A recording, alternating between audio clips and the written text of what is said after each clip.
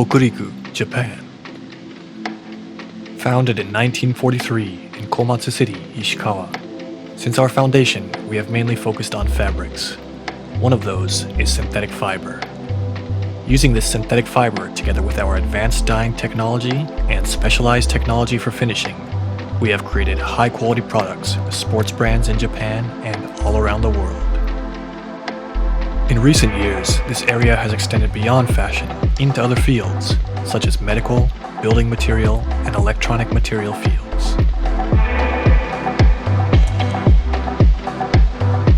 Upon marking the 75th anniversary since its establishment in October 2018, Komatsu Seiren officially changed its name to Komatsu Matere.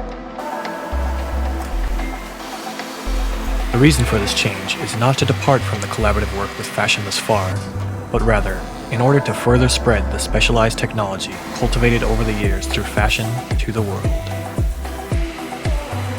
Based on the theme of art and technology, we are striving to achieve an even higher level of manufacturing, as well as the industrialization of our technology.